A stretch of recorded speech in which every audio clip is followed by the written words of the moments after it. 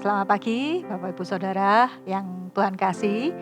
Pagi hari ini sungguh sukacita kita bisa bertemu kembali dalam doa pagi di Sabtu yang luar biasa hari ini. Saya berdoa supaya keadaan Bapak Ibu Saudara mengalami kasih karunia Tuhan yang tidak pernah berkesudahan. Kita akan mengawali doa pagi hari ini, kita berdoa, kita minta Tuhan hadir dalam acara doa pagi hari ini, biar Tuhan menjamah, Tuhan melawat setiap Bapak Ibu Saudara yang ada di rumah masing-masing. Kita berdoa yuk. Tuhan Yesus, kami percaya bahwa kasih Tuhan itu selalu baru setiap hari. Dan kami merindukan itu terjadi dalam kehidupan kami pagi hari ini Tuhan.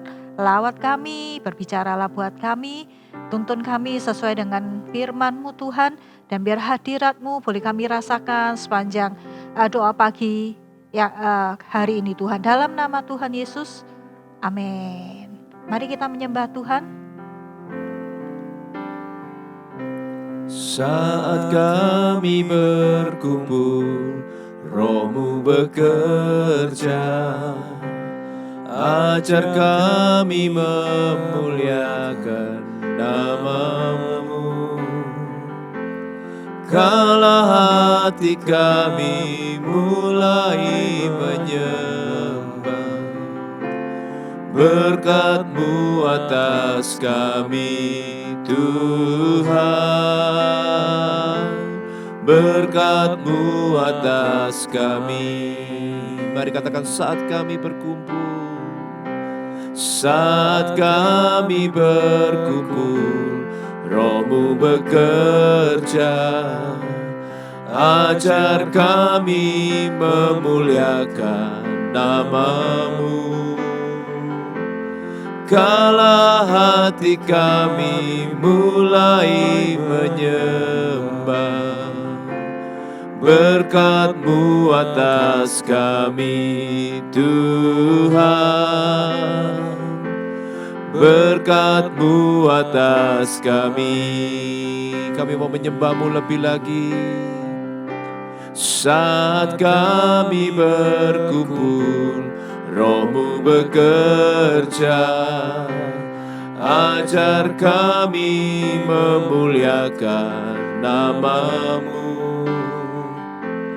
Kala hati kami mulai menyembah, berkat-Mu atas kami Tuhan, berkat-Mu atas kami. Kasih Tuhan tak berkesudahan. Oh, kasih Tuhan tak berkesudahan, tak habis-habisnya rahmat-Nya, selalu baru setiap pagi, baru setiap hari. Besar setia-Mu Tuhan, besar setia-Mu.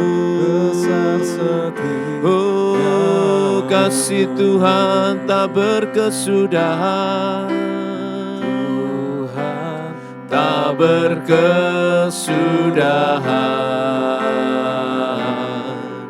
tak habis-habisnya rahmat-Nya. Oh, selalu baru setiap pagi, baru setiap hari. Besar setia-Mu Tuhan, besar setia-Mu. Kasih Tuhan, kasih Tuhan tak berkesudahan, tak habis-habisnya rahmat-Nya, selalu baru setiap pagi, baru setiap hari. besar setiamu Tuhan, besar setiamu, besar setiamu Tuhan,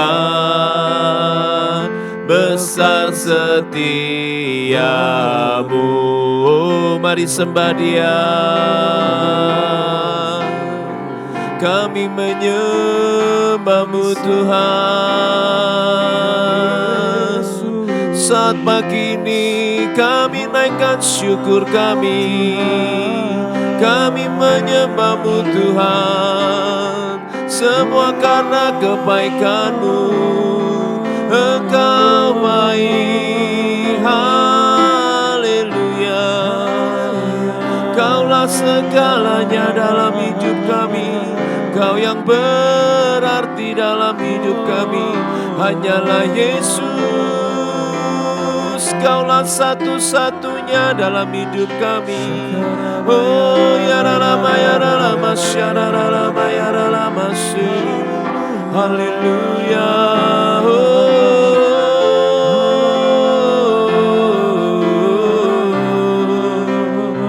Terima kasih buat kebaikan-Mu Tuhan. Oh, ini hidup kami. Oh, kami rindukan aliran sungai-Mu mengalir dalam setiap pribadi kami yang hadir menyembah-Mu pagi ini Tuhan. Haleluya. Oh, Yesus. Terima kasih Tuhan. Terima kasih Tuhan. Terima kasih buat kasih. Yesus, Yesus, Kaulah segalanya.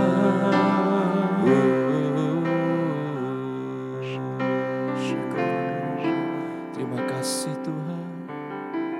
Kaulah segalanya dalam hidup kami. Terima kasih Yesus. Mari katakan, Yesus, Yesus, Kau berarti bagiku.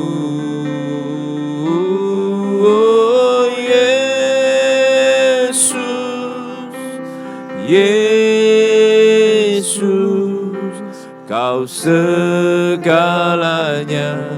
bagiku. Mari berseru, katakan, panggil nama Yesus. Yesus, Yesus, Kau berarti bagiku. Oh, Yesus, Yesus, Kau segalanya bagiku. Katakan pujian ini dari awal. Seperti rusa yang rindu aliran sungai-Mu. Seperti rusa rindu sungai-Mu, jiwaku rindu Engkau. Kaulah Tuhan hasrat hatiku, ku rindu menyembah-Mu. Seperti rusa yang rindu, seperti rusa rindu sungai-Mu, jiwaku rindu Engkau. Kaulah Tuhan hasrat hatiku, ku rindu menyembah-Mu. Katakan, Engkaulah kekuatan, Engkau kekuatan dan perisaiku. Kepadamu rohku berserah. Kaulah Tuhan hasrat hatiku, ku rindu menyembahmu. Mari berseru panggil nama Yesus. Yesus, Yesus, Kau berarti bagiku.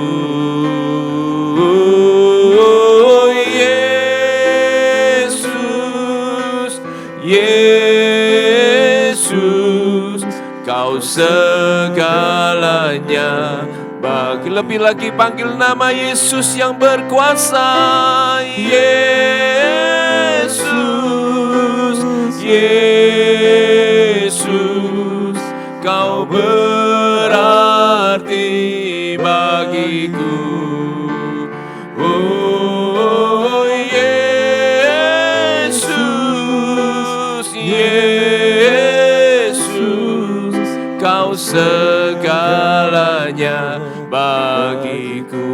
Kau segalanya, Kau segalanya bagiku. Kau segalanya, Kau segalanya bagiku.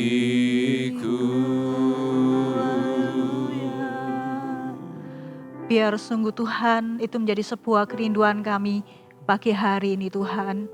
Jiwa yang haus, jiwa yang merindukan Engkau, jiwa yang sungguh-sungguh menanti-nantikan Engkau Tuhan dalam hidup kami.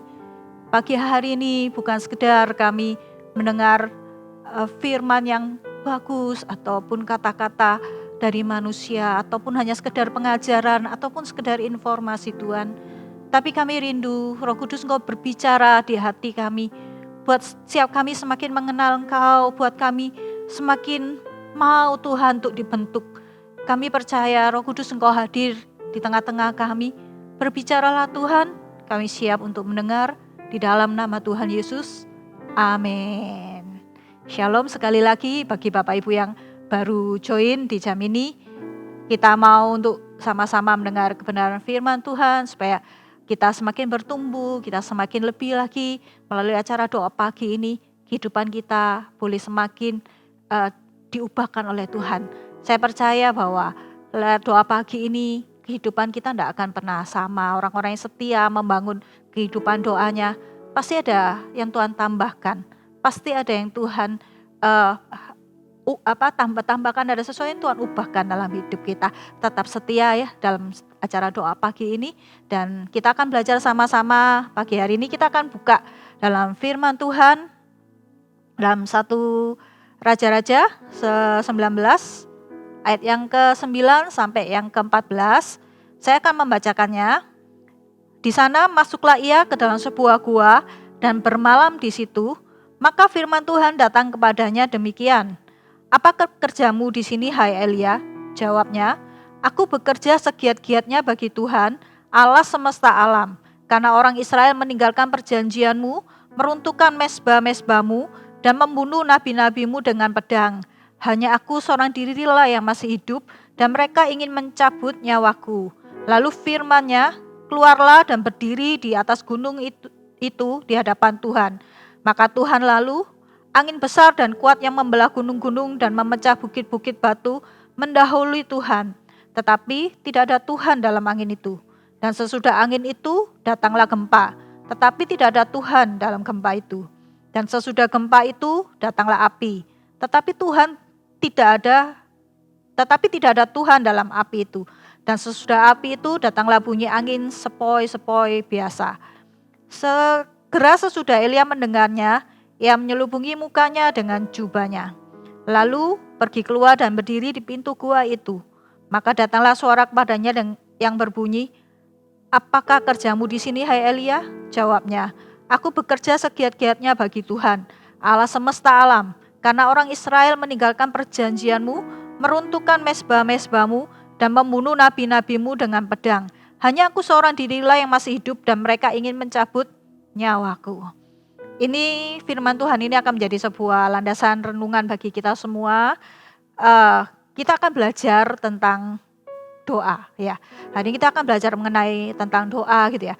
Saya belajar bahwa ada hal tertentu yang Tuhan itu akan nyatakan hanya, saya kasih tanda kutip ya dan dengan penekanan, hanya bagi mereka yang membangun kehidupan doanya dengan sungguh-sungguh gitu ya. Saya percaya setiap kita ini bisa mendengar suara Tuhan, suara Roh Kudus di dalam kehidupan kita masing-masing. Tetapi melalui firman Tuhan yang baru kita baca gitu ya. Kita nanti akan pelajari lebih lanjut ya. Tapi satu hal, ada sebuah kondisi yang diperlukan agar setiap kita bisa mendengar suara Roh Kudus itu lebih jelas di hati kita. Ada sebuah kondisi yang diperlukan agar kita bisa mendengar lebih spesifik apa yang Roh Kudus mau sampaikan dalam hidup kita. Kalau dalam kisah yang baru kita baca, Tuhan itu tidak datang dalam angin yang besar, tidak datang dalam gempa ataupun dalam api, tapi justru datang dalam angin sepoi-sepoi basah. Situasi Elia ini kalau boleh saya gambarkan, situasi yang kita hadapi dalam kehidupan nyata yang kita biasa hadapi ya. Badai, gempa atau api itu saya gambarkan sebagai situasi di mana kita ini ada di tengah-tengah keramaian. Kalau kita ada di tengah keramaian, kita ini bisa mendengar banyak hal ya. Bisa mendengar suara kendaraan, bisa mendengar orang berbicara, bisa mendengar mungkin bunyi telepon atau apapun lah. Di tengah keramaian kita bisa mendengar banyak suara. Tetapi di tengah keramaian kita akan sukar sekali untuk kita bisa mendengar suara Tuhan dengan jelas ya. Kalau angin sepoi-sepoi basah gitu ya, saya gambarkan adalah suasana yang lebih tenang, suasana yang sunyi, quiet place-nya Tuhan ya, quiet place gitu ya. Dimana kita bisa mendengar suara Tuhan itu lebih spesifik. Nah, apa yang kita pelajari dari situasi ini, dari dua hal ini gitu ya. Dalam badai, dalam gempa, dalam keramaian, kita sukar untuk mendengarkan suara Tuhan. Tetapi dalam keheningan, dalam kesunyian, kita bisa mendengar Tuhan lebih jelas gitu ya. Saya mau setiap kita belajar bahwa dalam kehidupan doa, kita ini bisa mengalami sebuah tuntunan Tuhan, itu yang membuat kita ini menjadi berbeda dengan orang-orang yang tidak membangun kehidupan doanya dengan lebih serius. Apa yang membedakan? Kalau kita berdoa, kalau kita tidak berdoa, kita akan kehilangan kepekaan untuk menangkap hati Tuhan. Kenapa? Kita disibukkan dengan urusan kita sendiri. Pikiran kita itu penuh dengan apa yang menurut kita pandang benar. Apa yang menurut kita, menurut pandangan kita itu tidak salah gitu ya. Tapi ketika kita masuk ke hadirat Tuhan, ketika kita masuk ke keheningan, kita masuk ke ruang doa kita, ini yang menjadi sebuah perbedaan antara orang yang berdoa dengan yang tidak berdoa adalah kalau kita berdoa, kita ini akan menjadi lebih sensitif dengan kehendak Tuhan. Kalau kita tidak pernah membangun kehidupan doa kita dengan sungguh-sungguh ya, kita mungkin hanya menjadi orang Kristen yang cuma tahu hal yang secara umum orang dunia juga tahu. Contoh misalnya, mencuri itu salah, bohong itu tidak boleh, atau apapun gitu ya, yang kita tahu itu ini tidak boleh, itu tuh salah atau apapun, hanya seputaran itu. Tetapi kita tidak pernah bisa menangkap maksud Tuhan, kenapa itu tidak boleh, kenapa itu tidak benar, kenapa ini harus begini, kenapa harus begitu. Kita tidak bisa mengalami maksud hati Tuhan yang sesungguhnya, karena kita tidak pernah masuk dalam sebuah kedalaman quiet place-nya Tuhan. Kita berdoa dalam sebuah situasi yang keramaian itu bukan bicara suasana luarnya, tetapi intinya keramaian itu berbicara menggambarkan bahwa mungkin pikiran kita itu penuh, hati kita penuh. Waktu kita berdoa masih banyak hal yang menggelisahkan kita, masih banyak hal yang menjadi sebuah konflik di batin kita atau apapun juga yang itu membuat kita itu tidak bisa mengalami sebuah situasi di mana kita bisa lebih jelas untuk mendengarkan Tuhan. Nah, ini yang membedakan kita ya. Seperti apa yang Elia hadapi gitu ya. Ketika Elia ditanya sama Tuhan, apa kerjamu di sini? Apa yang Elia jawab? Elia berkata, bukan menjawab apa yang Tuhan tanyakan, tapi yang dijawab adalah, Tuhan, aku sudah lakukan ini, aku sudah lakukan itu, aku sudah ngerjakan ini, aku sudah lakukan itu gitu. Dan Elia kehilangan fokus. dengan apa yang menjadi hati Tuhan waktu Tuhan menanyakan itu buat Elia gitu. Bahkan kalau kita baca dari ayat 9 sampai 14 tadi, ini diulang 2 kali pertanyaannya. Tapi jawaban Elia itu tetap sama. Jawabannya nggak berubah dengan pertanyaan Tuhan. Pasti kalau Tuhan tanya 2 kali pasti ada maksudnya gitu ya. Kenapa itu diulang 2 kali? Tapi jawaban Elia tetap sama gitu. Jangan sampai kalau kita berdoa, kalau kita nggak sungguh-sungguh bangun hidup doa kita akan kurang sensitif dengan apa sih sebenarnya maksud hati Tuhan. Kita cuma tahu rata-rata, oh ya orang lain ngomong tentang ini, orang lain ngomong tentang ini. Kita cuma tahu hal yang rata-rata yang secara umum kita tahu. Oh kita harus persembahan, kita harus ibadah, kita harus ini, kita harus itu. Tapi tidak pernah mengalami sebuah kedalaman apa sih sebetulnya maksud hati Tuhan. Karena itu kita mau belajar hari ini dalam situasi angin sepoi-sepoi, Tuhan itu bicara. Angin sepoi-sepoi itu bicara tentang sebuah keheningan, sebuah tempat quiet place. Apa sih yang Tuhan mau dibangun dalam kehidupan doa? Doa itu bukan cuma sekedar minta-minta, ngajukan permohonan, itu salah satunya iya.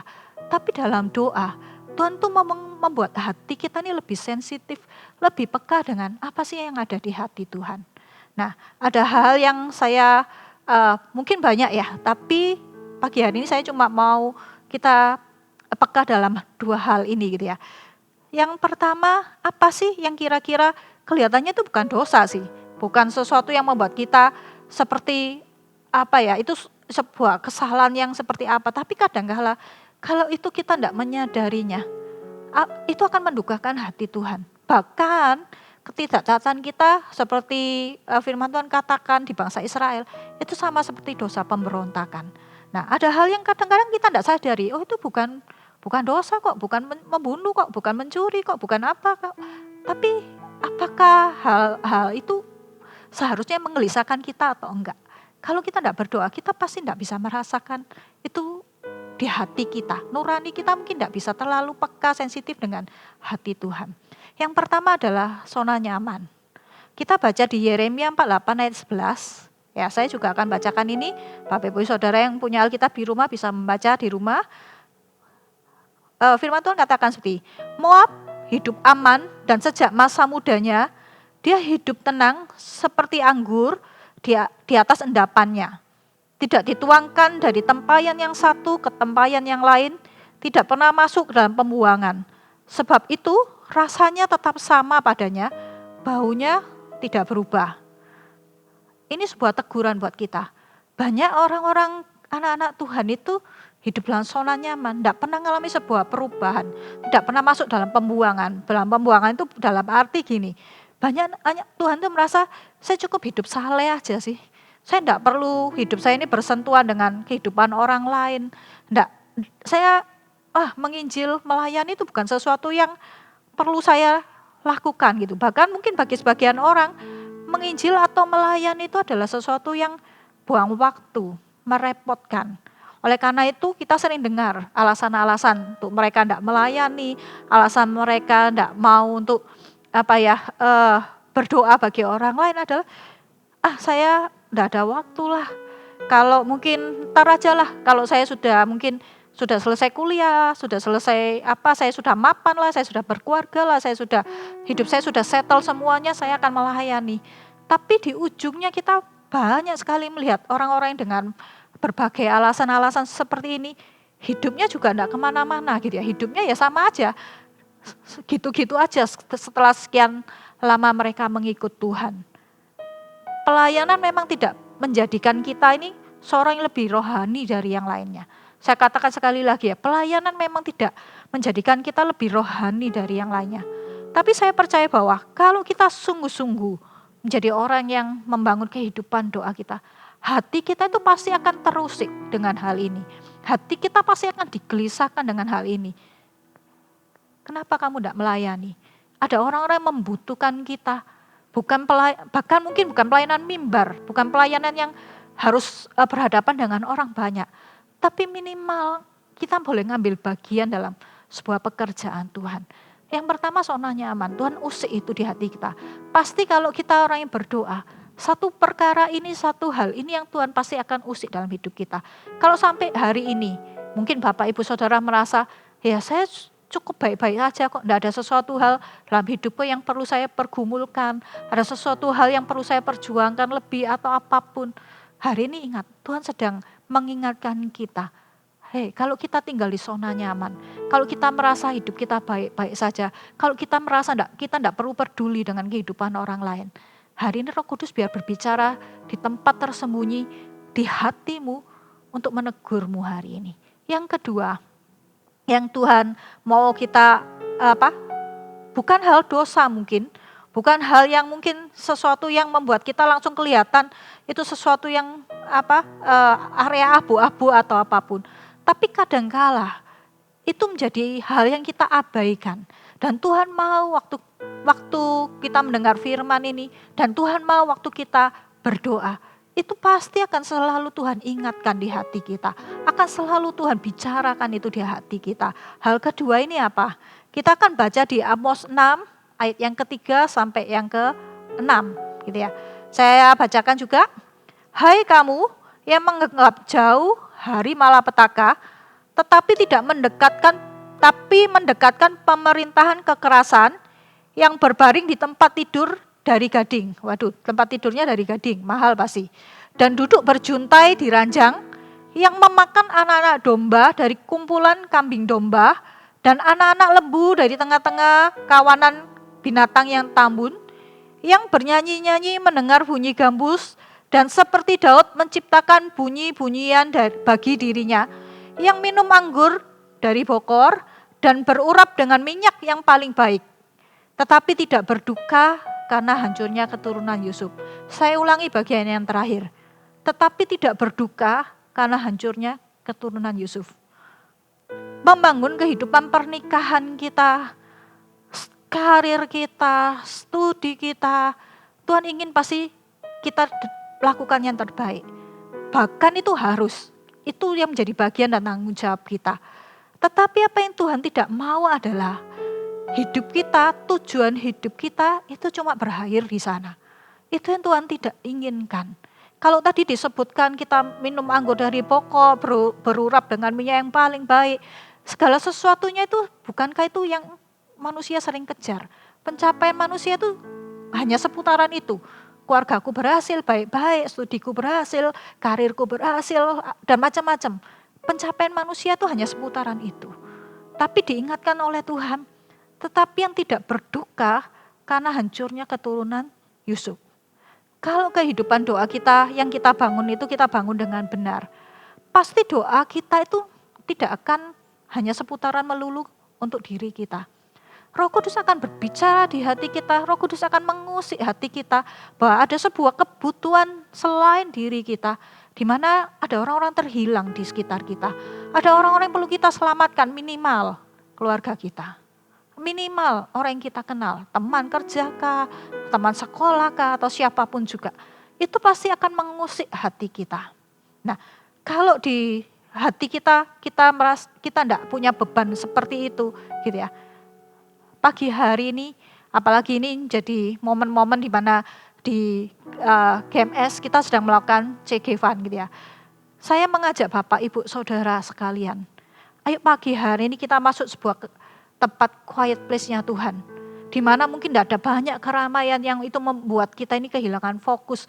Yang kita ini banyak disibukkan dengan aktivitas kita, disibukkan dengan masalah kita, disibukkan dengan hal yang kita perlukan, disibukkan dengan pemikiran-pemikiran kita. Kita mau masuk untuk kita mengalami hati Tuhan. Kita mau masuk lebih dalam lagi ke sebuah tempat di mana Tuhan, aku mau Tuhan untuk mengenal suaramu, aku mau mengenal hatimu Tuhan. Di momen CG Fund ini bukan bicara, kalau kita ngomong penginjilan, kalau kita bicara tentang menjangkau jiwa. Ya, satu perkara adalah itu bukan dimulai dengan keberanian kita sendiri. Bukan hanya semata-mata karena sebuah kepandaian untuk kita berkata-kata. Tetapi segala sesuatunya itu harus dimulai dari hati kita, sensitif dengan hatinya Tuhan. Bagaimana kita bisa mengalami itu? Bagaimana kita bisa mendapatkan itu? Dimulai dari kita berdoa. Kita masuk dalam kedalaman dengan Tuhan. Ya, pagi hari ini apa yang saya mau sampaikan, hanya sampai di sini, tapi saya mau mengajak Bapak Ibu Saudara untuk kita lebih banyak untuk kita berdoa. Kita akan melatih hati kita. Tuhan, saya nggak mau kehilangan sebuah hati saya ini menjadi terlalu keras. Hati saya tidak sensitif dengan hati-Mu. Hati saya tidak peka dengan apa yang di hati-Mu. Saya cuma memikirkan kepentingan saya dan saya dan saya. Pagi hari ini saya mau belajar, Tuhan, apa ya Tuhan yang menggelisahkan hati-Mu itu menggelisahkan hatiku. Apa yang menjadi kerinduan-Mu itu menjadi kerinduanku. Saya mau masuk dalam sebuah tempat yang sunyi di mana Engkau, bahkan kalau Engkau hanya berbicara dengan lembut aja, aku bisa merasakan. Kalau Engkau berbicara dalam angin sepoi-sepoi bahasa aja, saya bisa menangkap maksud-Mu. Mari kita nyanyikan sebuah pujian, berikanku hati-Mu. Kita angkat lagu ini sama-sama sebelum nanti kita berdoa. Berikanku hati seperti hati-Mu yang penuh dengan belas kasihan. Berikanku mata seperti mata-Mu memandang tuayan di sekelilingku. Berikanku tangan-Mu untuk melakukan tugas-Mu. Berikanku kaki-Mu melangkah dalam rencana-Mu. Berikanku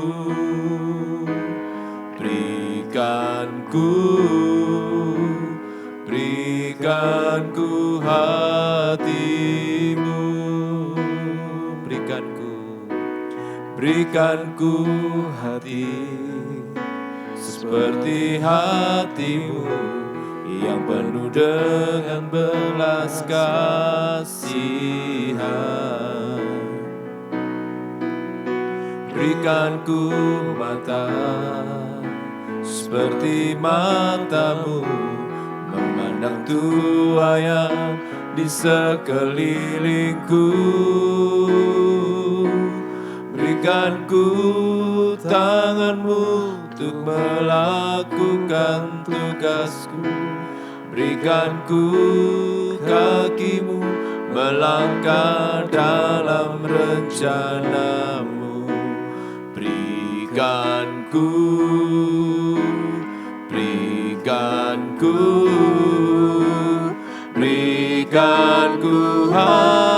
hati-Mu.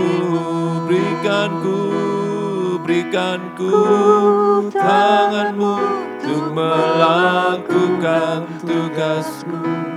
Berikanku kaki-Mu melangkah dalam rencana-Mu. Berikanku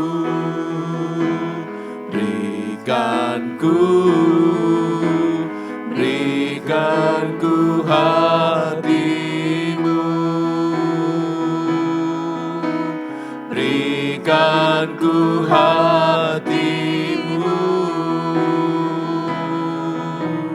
Berikanku hati-Mu.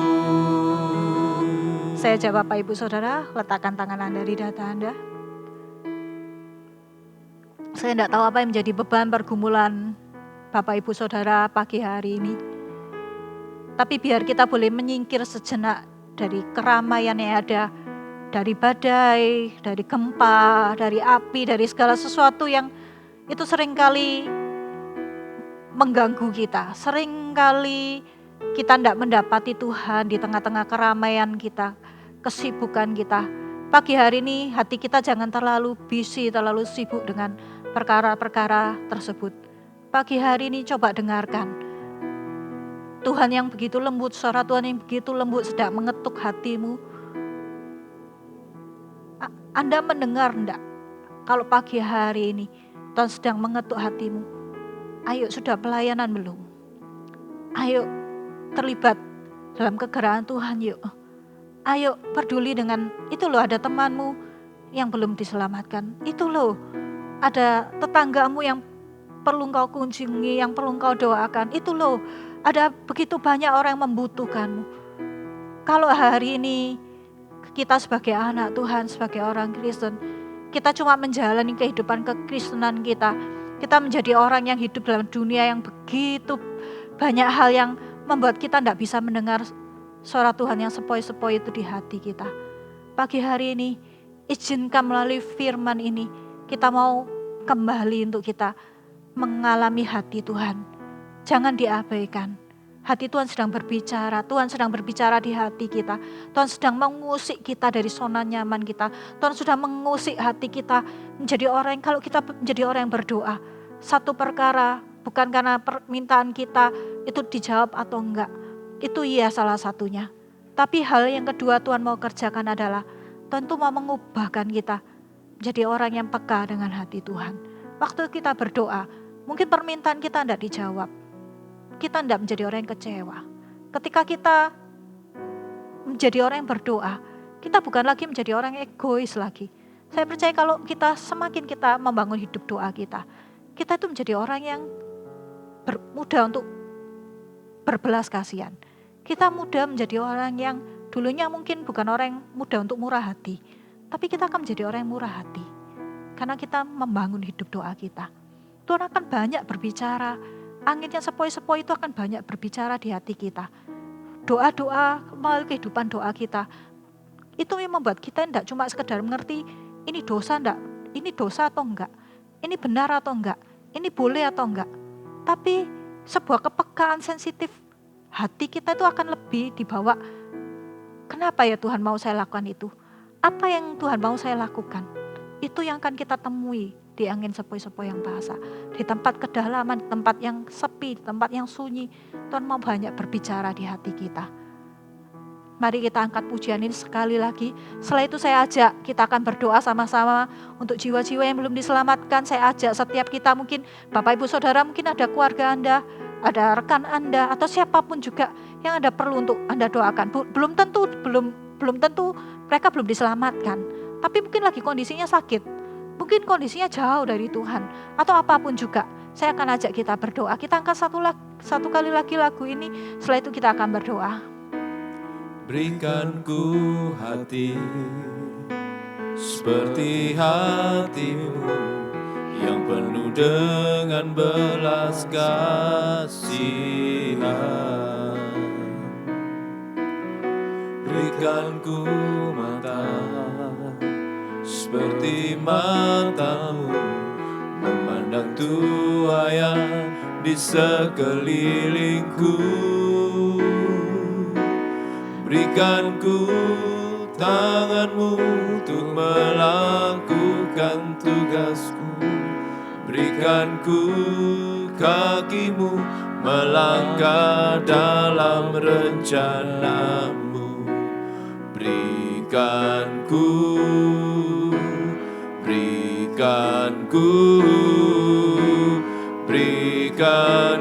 hatimu. Segala katakan berikan ku tanganmu untuk melakukan tugasmu. Berikan ku kakimu melangkah dalam rencanamu. Berikan ku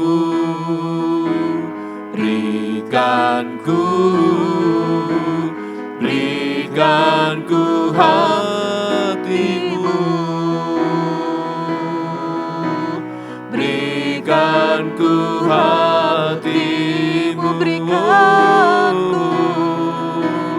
Berikan ku hatimu. Ini kerinduan kami. Berikan kami hatimu ya Tuhan. Kami rindu mengenalmu Tuhan. Kami mau meresponi hatimu. Kami mau Tuhan punya hati yang sepertimu. Kami mau Tuhan bentuk hati kami, bentuk hidup kami.